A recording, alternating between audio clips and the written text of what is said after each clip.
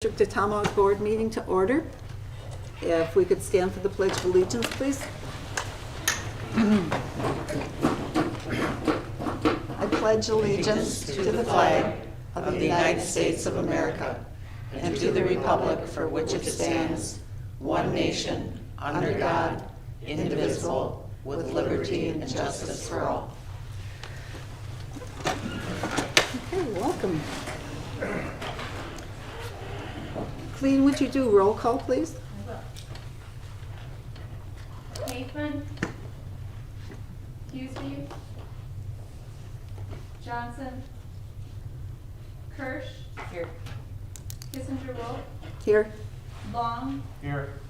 Rudai, Here. Baloo, Here. Zimmerman. There. We have a quorum, 6 present. Looking for a motion to approve the adoption of the agenda as presented. So moved, Long. Second, Rudai. Motion's been made by Long, seconded by Rudai. All those in favor? Aye. Aye. Opposed? Hearing none, motion's carried. Item 6, moving on to public comment. We'll have time for public comment. I have 3 people on the list so far for public comment. Just a reminder that public comment is directed towards the board. The board doesn't respond to any comments, and you have a time limit of 3 minutes. So I'll start with John. There you are. Good evening, my name is Jonathan Marin. I am proud to announce the completion of an idea.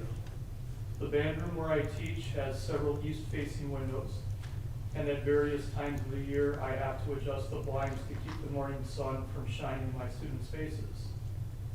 I was walking downtown one day and in passing Michelle Arnott's Diamond Rock Glass Studio, it occurred to me that it would be unique if there were stained glass windows for the sun to shine through.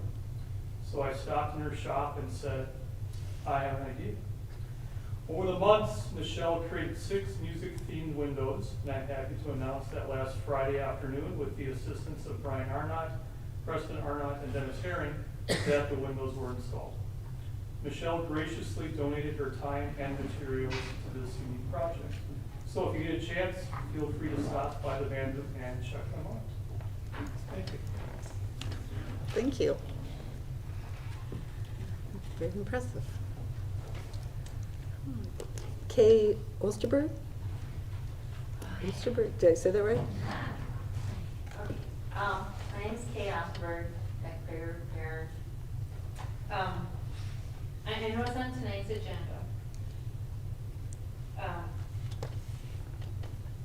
gonna start off with this one. I'm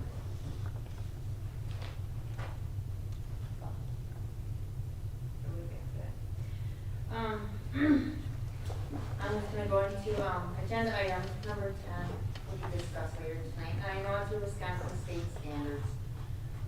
Just wondering what those standards are, because as parents, we hear on TV, we hear other districts, we hear about this critical race theory, this gender ideology that's happening. And I guess parents want to have some kind of reassurance, something to know that our small community and our Tomahawk school district is not going to be threatened by these horrible Marxist ideologies and teachings. I was looking through I did a search on the instruction, on what the academy standards were, and they were talking about kindergarten through 12 having English, arts, math, and science. They didn't list critical race theory, but they did indicate there was social and emotional learning, which you would think teaching your kids social and emotional learning. However, in reading through some of that, keywords such as social justice and equity popped out, and those are keywords for critical race theories.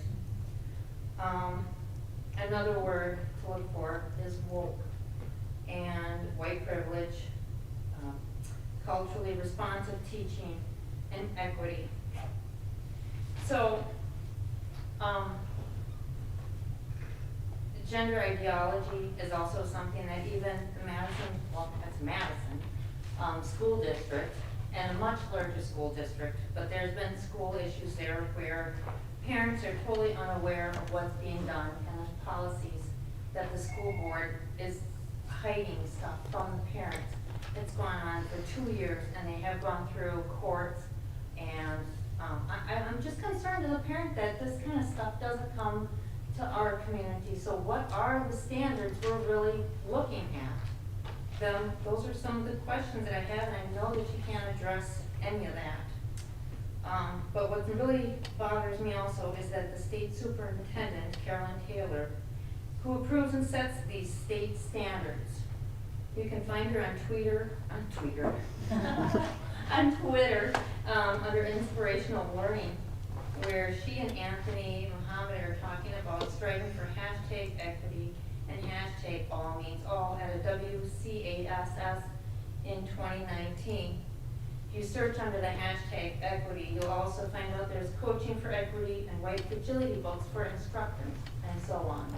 So our state superintendent is full on board with the critical race theory.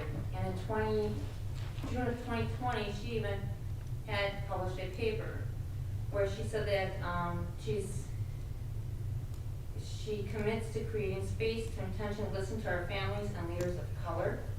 We must diversify Wisconsin's educator workforce because 98% of our teachers in Wisconsin are white. So clearly, our state superintendent, appointed by Governor Evers, is a racist. And I don't want that racist theories coming into our schools and poisoning our children's minds. Even at the trainings, which makes me wonder, these trainings that the teachers and staff attend, what are they going to? What are they teaching? Some of these that I've seen, one coming up for social studies, this particular person likes to go in there and have the teachers talk about the kids being genius, because genius only specifies a certain group, and that's not equity. Everybody is genius. Even she even states that we have to ask critically, is my lesson plan or unit helping students become woke to understand expression, race, racism, sexism, and it goes on. So I think that it would be nice to know what trainings our teachers and staff are going to. Every meeting I go to, and this is my last point, every meeting that I come here, I hear our community voice their concerns to the school board. And we all see and hear what's happening around the state, country, to our children, and yet the school board doesn't respond to our concerns. Are you, the board, even listening to our concerns, or are they going unchecked and uninvestigated? When I send emails to the board, they are sent to every member, not just individuals. The last email I sent out, I received a basic reply from 2 board members, basically thanking me for the information and for my ongoing interest. And to those 2 members, I say thank you. To the rest, I'm still waiting for a response. At board meetings, you say you cannot engage in discussion, yet previous meetings' concerns are never revisited or addressed, or added to the agenda to update the public as to what's going on. Are you even listening? Or are you just like, okay, let the parents do their little spiel and we'll go do ours? Okay. It's our concern. Thank you, Kate. You're past your 3 minutes. How much time? Your 3 minutes. Oh, I thought you said 30 minutes. Oh, sorry. I'll keep going, but I will be sending an email requesting information as to what has been added to our library and our grades. Okay. And I just want simple yes or no, if you're teaching critical race theory and gender ideology. Okay. Thank you. You guys can have it. Reagan? Could you introduce yourself too? I'm sorry, I forgot to add that. Pardon? Introduce yourself. Okay, I'm Regan Kovacic. I live in the Talmadge School District. I have here with me a notice of liability. Vaccines administered to minors. This is your official and personal notice of liability. I will be handing this out to parents. Please pass this on to other parents, your children's friends. And this is to let you know that the the Nuremberg Code codified into U.S. federal law prohibits forcing or coercing anyone under any circumstances to participate in a medical experiment, and the code states the voluntary consent of the human subject is absolutely essential. And you can find this under the Nuremberg Code. Look it up on your websites and so forth. And that's all I have to say. Okay. Thank you. Anyone else for public comment? Sue, please state your name. Sue Hawkins. Thank you again for the opportunity. We just celebrated Independence Day here in Tomahawk, and Tomahawk's a big deal with holidays. And everybody was out enjoying, especially this year, celebrating, you know, the parade, all the gatherings, the park, the family gatherings, and our fireworks. And it was a great time for us to get back out and celebrate our freedom. Our kids this summer have been enjoying this summer. Hardly anyone, anything they have been doing has been requiring them a mask. They've been enjoying playing with friends, cousins, sleepovers, ball games, Bible school, most churches, family reunions, music in the park, inside and out, shopping, community events. All summer, most kids have not worn a mask and are just living life normal. No worries about masks, just being kids as they should. And I'm very happy for these kids, and I love seeing them. It is my hope and prayer that come September 1st, you don't change that by requiring a shot, and if not, and make the kids that don't wear a mask. That would be like the kids walking to an oppressive twilight zone after enjoying a normal life. Seriously, just one day and everything can change and not be a positive day for most kids. They do not want to wear masks anymore. If you choose to implement mandatory shots and masking, you will just take away freedoms that were just celebrated, and we're pretty much snuffing out the fire of all our fireworks that we just had. You will be marking each child, and you will most likely lose students, as there are parents now that are not going to put up with it this year. This is really teaching kids division, segregation. I cannot even imagine the bullying that would go on in the school if that were to occur.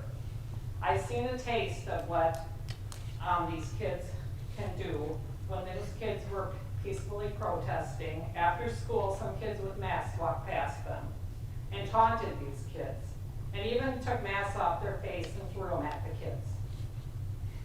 Guess who picked up the biohazard trash? And it wasn't the kids that threw the masks. I can't even imagine. That's just a little taste of what could happen.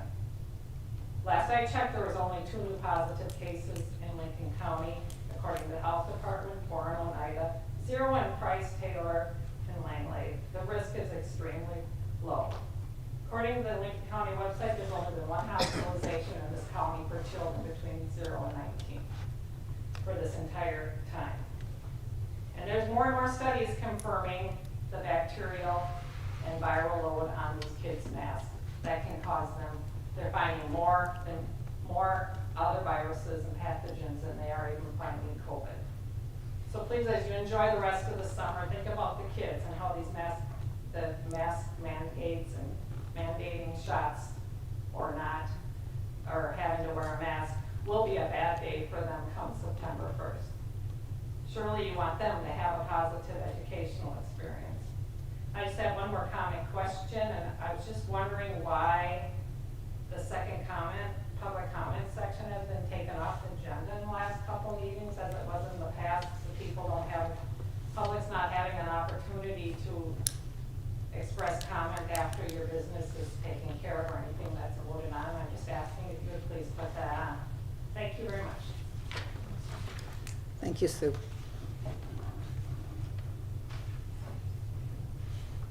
Anyone else? Public comment? Okay. Hearing none, we're moving on to item 7, the consent agenda items. Looking for a motion to approve the consent agenda items presented, labeled items 7A to D, with the minutes from the June 22nd, 2021 meeting, invoices for the last month, employee contracts, adjustments, replacement staff, above pay, and new clubs. Is there any discussion on concerns of any of this? I just had a quick question on the new club, the USA Skills. Will that work, collaborate with the youth apprenticeship program? It's through the technology ed department, so it's part of It seemed receiving like some a good- funds for the Good purpose. club to form. And we haven't had anything like that before, have we? No. No, okay. Looking for a motion to approve it, unless there's any other discussion? Consent agenda items? I'll move to approve the consent agenda item. I'll second. Motion's been made by Zimmerman, second by Valou. All those in favor? Aye. Aye. Opposed? Hearing none, motion carried. Moving on to item 8, the school nurse report. Trina. Yeah, so last year I created a school nurse report, mostly for my own benefit, just so I could see the year in review. The year goes so fast that sometimes you get to the end and it's kind of like, what even happened? So I started keeping data and figured you guys might find this useful too. So if you flip to the first page, I'm not gonna read it verbatim since you each have a copy, but just to hit the highlights.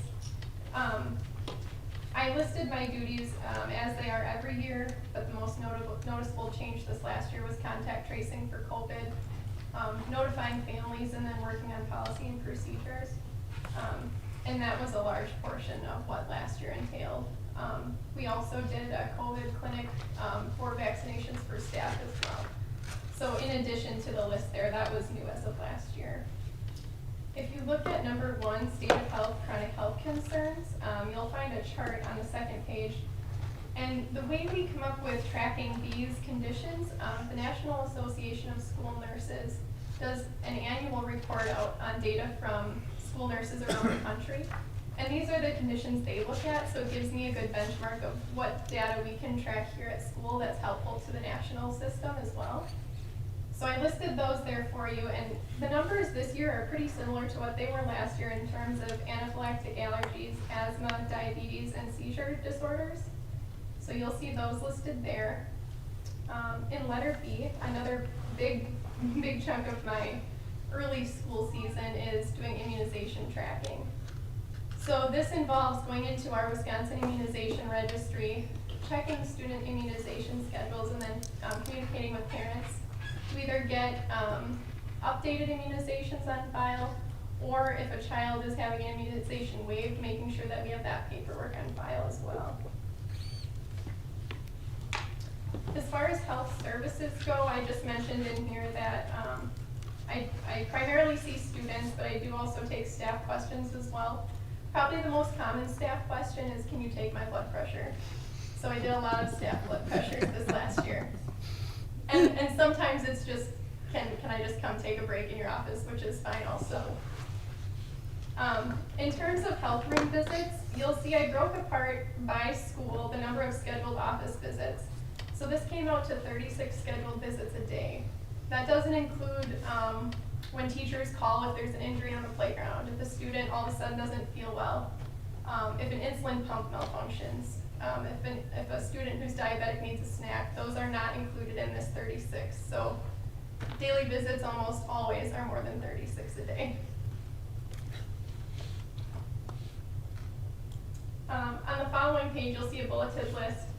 I do see a handful of students right off the bus before they even get down to their classrooms. And most often when I ask those students, why are you here if you don't feel well, these are the excuses I get. A lot of times it's, a parent gave a medication at home and it just hasn't had time to kick in yet. Or maybe the student was in a hurry and didn't get a chance to tell their parent. So a lot of triage happens in the morning before they even get into the classroom. In regards to medication administration, you'll see a chart just below that section, which breaks apart the number of students who had daily medications last year, along with the number of as-needed inhalers in the health room and EpiPens. Keep in mind that some students do carry their own inhalers and EpiPens on them if both the parent and provider allows them to do so, and those would not be reflected in these numbers because I do not store them, the student carries them on their person.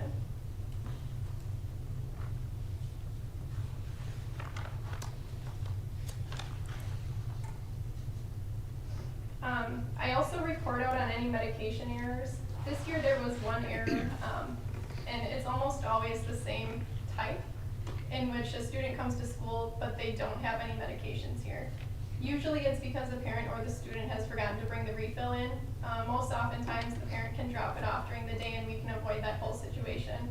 This year it ended up being that with our Sky Alerts, sometimes they go into the spam folder for parents, and that was the case this year. So moving forward, we've learned just to use our Tomahawk Hatchet email versus the Sky Alerts when communicating with parents to avoid that going forward. And in section B, you'll see screening programs. Our timeline really changed this last year in regards to screening. We do hearing screenings, vision screenings, and dental screenings. In the past, we've always tried to do the vision and hearing right away at the beginning of the school year so that those kids who need referrals can be addressed early on. That wasn't the case this last year. We just couldn't do it with COVID protocols and precautions. But I was pretty excited when the Lions Club decided that come spring, they were able to come back in. So we did manage to complete a hearing screen, a vision screen, and a dental screen this year. Just wasn't in the timeline that it normally is. And those numbers are broken down for you in the charts as well. We ended up screening 188 students for vision, had 22 referrals. Hearing screens, we screened 130 students, had 11 referrals. And our Bridging Brighter Smiles dental screening program screened 115 students, which was a marked increase from last year. The Bridging Brighter Smiles team assumes that because a lot of the dentist offices were closed this last year, this might be the only dental care students were receiving at this point in time, so a lot of parents really took advantage of it.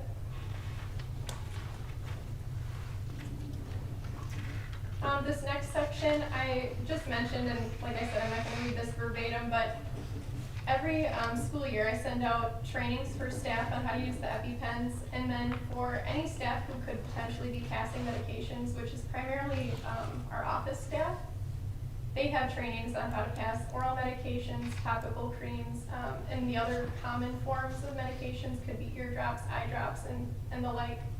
And that way, if there is a situation where I'm busy, I'm pulled away, I can't get to a student, they can help out and feel confident doing so.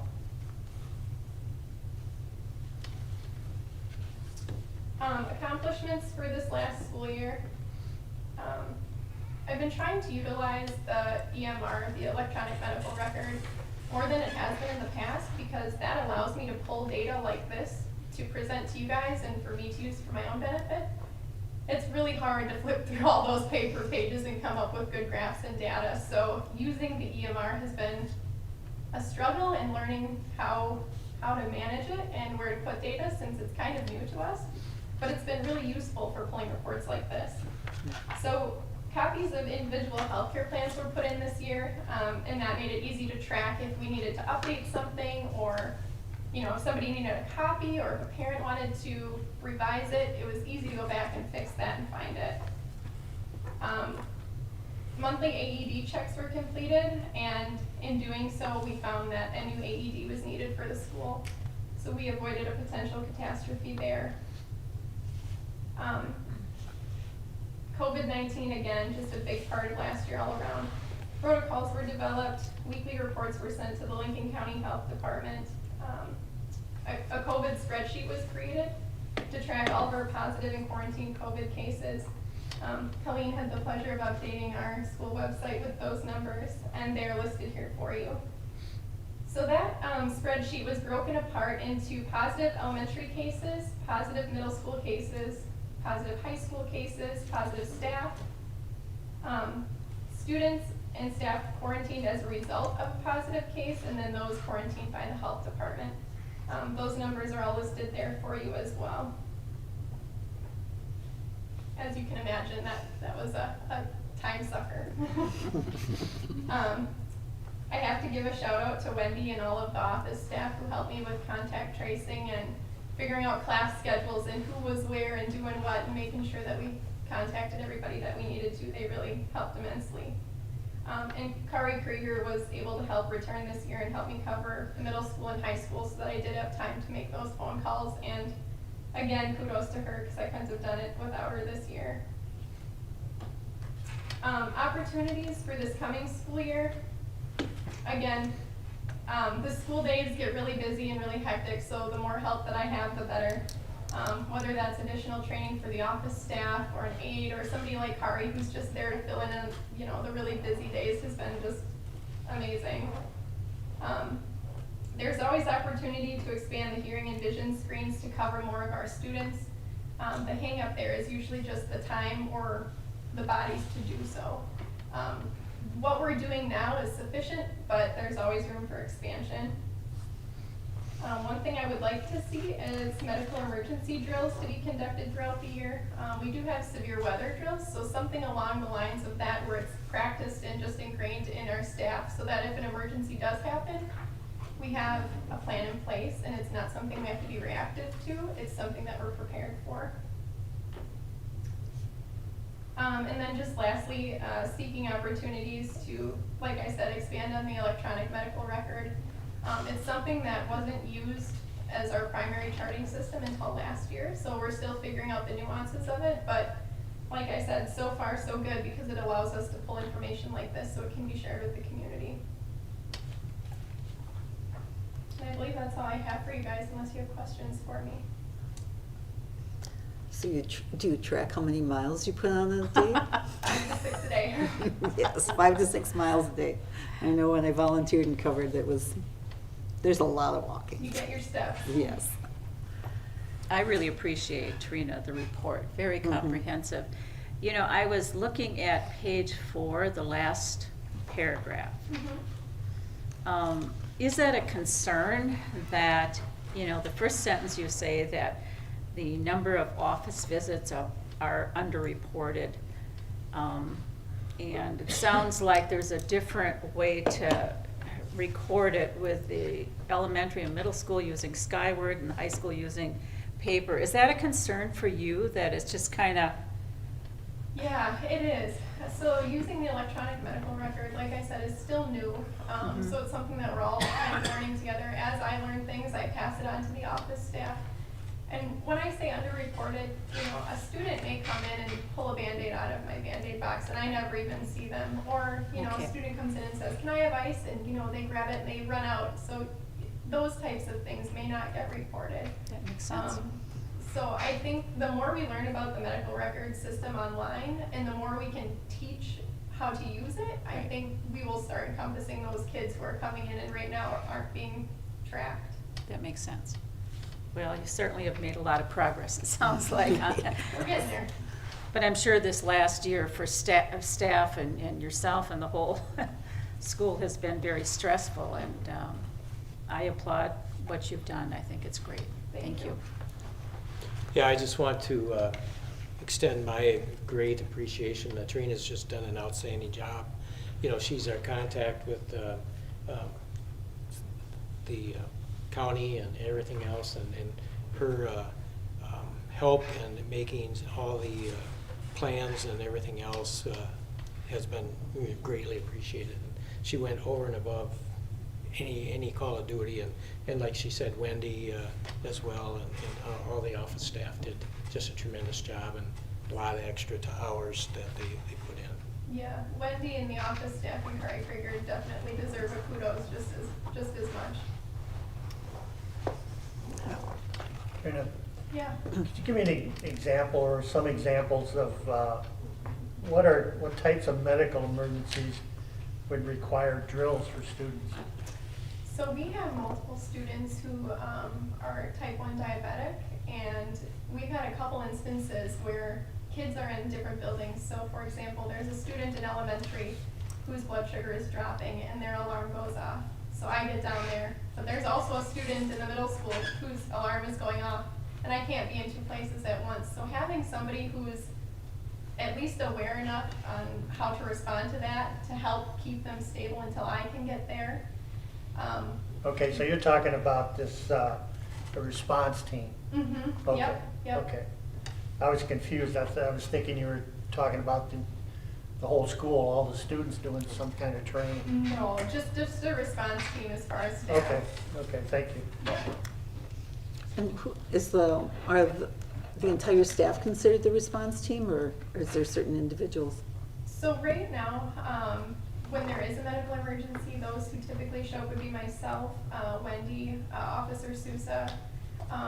But in my head, if we had a response team where everybody had a designated role, or, you know, those in that group had a designated role, nobody would have to question, okay, what are you gonna do? What are you gonna do? You know, it would be Trina's gonna do the medical, Officer Sousa's gonna call 911, Wendy's gonna chart the time. You know, everybody would have a designated role so that it flows smoothly. Coordination Mhm. and team effort, it sounds like. Yep. Very good. Great report. Thank you. Thank you. Appreciate that. You are busy. Yes. Thanks, And I Jane. can attest to that. Okay. Anything that you need from the board? Okay. A pedometer? Well, you didn't, what was her name that left before you? Terry did not leave. She me didn't first. leave hers? Jeez. She always complained about that. Or she didn't complain, she stayed in shape. Okay, moving on to item 10, or 9, the financial report. The Finance Committee met earlier, and basically I just updated them on a few items. Again, the end of the year, June 30th is the end of our school year, and so we're trying to close out all the books in June. And so the financial report basically kind of has that end of the year information that we have. Everything really, we're going to end up with a surplus for our fund balance. Again, a lot of it is because of some of the COVID situation throughout the year that we didn't expend certain dollars in certain areas because of that, because of the travel and those situations. But overall, the end of June, the revenues coming in that you would have noticed, we had open enrollment in. Those were dollars that we received from other districts for students that live in those districts and have open enrollment into our district. And then we also received some equalized aid payments, that the last one for the school year. And then in expenditures, basically again, the biggest part was the roof that we completed this spring, and also the open enrollment out. So as a district, we have students that open enroll out, and so we have to pay those districts as well. So on the positive side, we have more students open enrolling in than out, so that's a good thing. And that's been consistent over the years. But other than that, again, the end of the year things, everything is going very well. That one. Any questions on that? Nope. Okay, and then the next portion of it is approve a preliminary budget, 21-22 budget. And because of the lateness of the governor just signed the budget last week, late last week, and so we there's a lot of unknowns of what he actually signed as a bill and what that means for each of our districts. So we are going to delay this approval for the preliminary budget until the August meeting. We should have more answers, and again, I think some of what I'm hearing is the legislators may be reconsidering additional dollars, may or may not, and so instead of providing just a guess of what the numbers are, and whatever we approve in that preliminary budget goes to the annual meeting for approval, and we'd rather have more solid, more accurate information in that budget that goes to the annual meeting before we do that. So I'm just saying that we don't have a budget for you to approve tonight, and we'll have one for you in August. That makes sense. And then, any questions about the financial report? Okay. We have to do that, designate the fund. We have item 9B to designate the following depositories: the Tomahawk and Merrill Community Bank and local government pool. And this is a yearly thing that you just have to approve, and these are where we do all our depositories. So I'm looking for a motion to approve the Tomahawk and Merrill Community Banks and Local Government Pool as the school district designated depositories for 21-22 school year. So moved. Kirsch. Motion's been made by Kirsch. Is there a second? Rudice second. Rudice second. All those in favor? Aye. Aye. Opposed? Motion carried.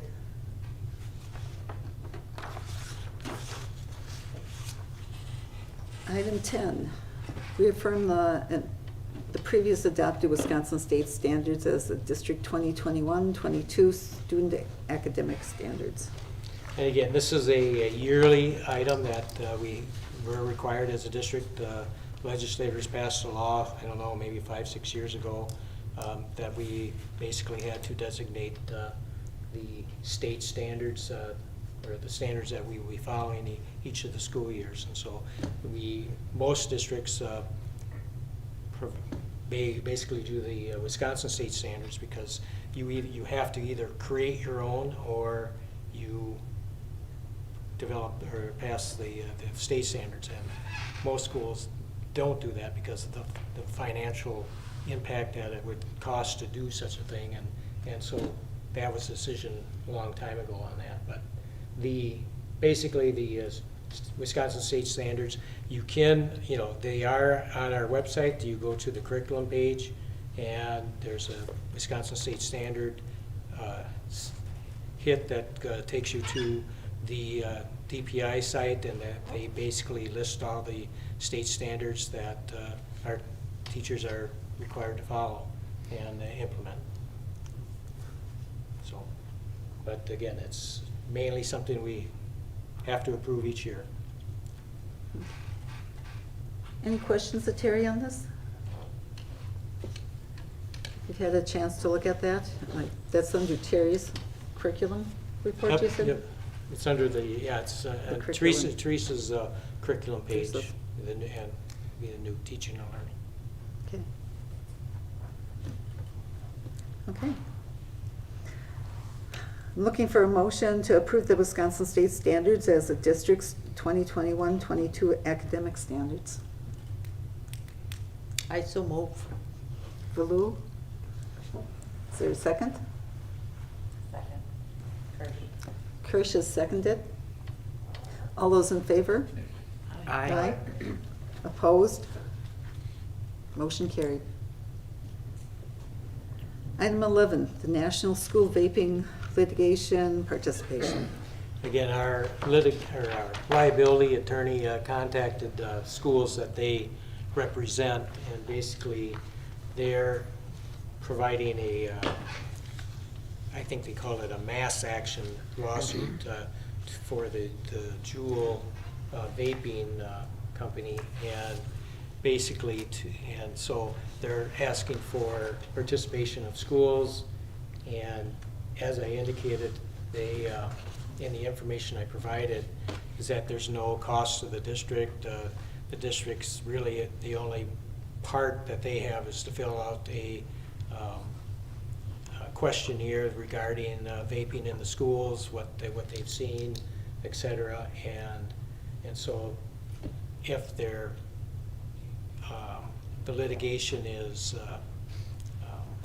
basically a positive result, the financial impact, the schools would receive dollars to basically set up programs for vaping information and detection type sort of thing. So it's kind of a win situation for the district, no matter what, and again, with very little time and no cost. Who's responsible for doing that, for filling us out? The survey, or The survey, yeah. The survey, it'll be a combination of the principals and whatever Okay. information we have, Okay. because they basically have the information in Skyward. If there's been any contact or this and that. Trying to see schools that have signed up so far. They're anticipating about 50 schools.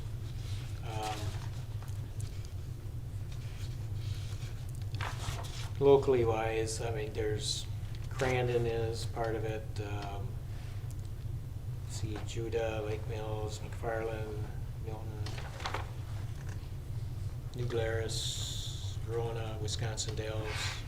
So there's a list. And again, they contacted all the schools that they represent too. So I'm not sure what all schools have their here.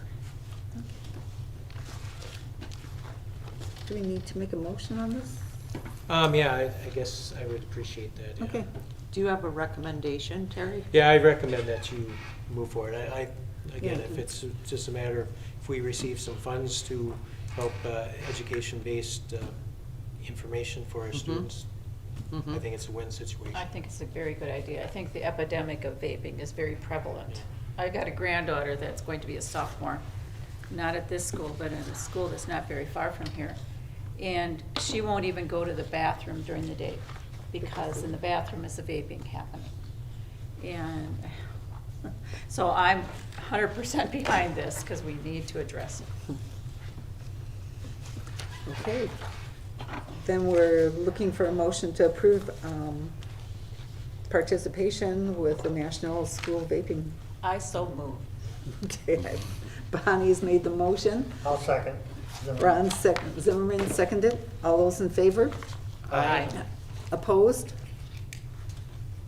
Hearing none, motion carried. Item 12, board referrals. Deb, I was going to Oh, yeah, talk that's a little right. bit about, Kay and Ron and I met the other day and basically talked about, engaging the community a little bit about the needs of the district and also, with the referendum information and everything else. And the one thing that I reminded them about was that we already have Kraus Anderson, when they did our capital project facility study, we, part of the agreement that we have would be that they would be involving the community with the information and also help with referendum information and all that. So really, we've already got an agreement with the group, and I did talk to Kraus Anderson, and they would be, I've arranged for them to come back at the August 12th, I think it's 12th meeting or 10th or 12th, to just kind of cover what they would be able to help us with and what they suggest. We, provide, create some community groups to start this process. So we were going to do it last spring, but when COVID started, everything kind of shut down and we just couldn't complete that process. So we've been kind of waiting for a time where we can get groups together, and this certainly is a time that we can do that. So they would be coming in and helping with that information and trying to help with that process. Good. I was wondering about that with Kraus Anderson because I remembered that, Yeah. them saying that they would help. Yeah. They have a lot of experience with doing that sort of thing. And that'll be kind of a follow-up from our board retreat then. That'll tie in with that. Mm-hmm. So, Yeah, it certainly ties in with what, Michelle. Michelle, was recommending and everything else. It's very similar.